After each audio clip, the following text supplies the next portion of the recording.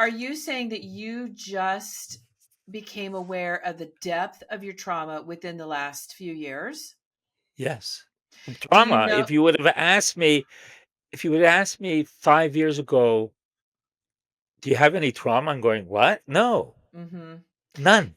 Yeah. I people would I read books about intergenerational trauma, and I'm going, "Yeah, but that's not me."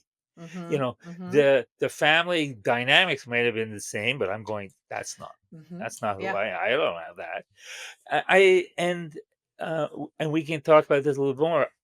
Um, there's a lot of Holocaust survivors who exhibited no evidence of of any trauma whatsoever, and they raised families, and they were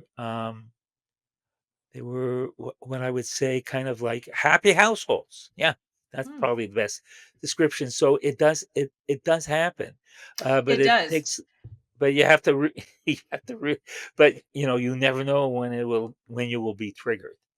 Right, because and the reason why I asked that question is there's a statistic out, and I know this to be true with other types of trauma as well, or abuse, and that is that women who are sexually abused on average, it's between the ages of 13 and 17. And it takes them 4 decades before they'll even open their mouth and share it. And I know that to be true with other types of Hmm. trauma and as well as abuse, because in helping women, I've experienced that.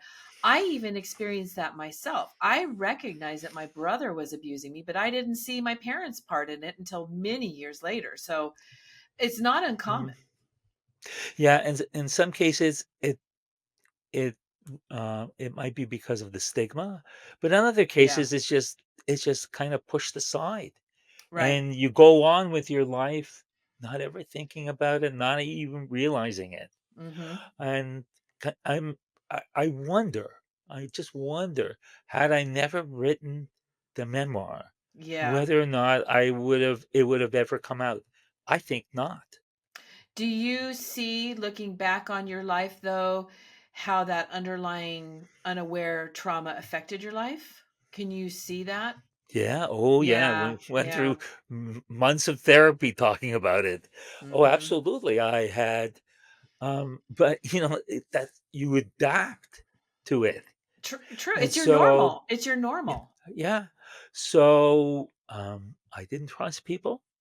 Mm-hmm. Um, I had almost no close relationships. Mm-hmm. Um, I have issues with attachment and abandonment. Um, I don't like to be in the spotlight.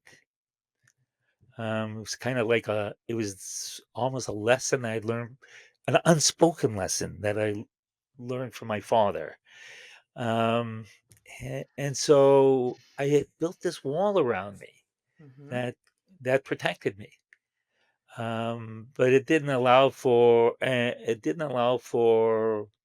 um, maybe normal relationships. I remember telling my therapist how I was al- I was always worried about, and this is the kind of paranoia that comes with the intergenerational trauma side of it, is that I was always worried about losing my job. I was winning Mm. awards for the top employee, and and I was always worried that I was one step away from getting fired. Yeah, me too. I did that too. I was always worried about losing my job, and I had the pressure if I was the one that was working. So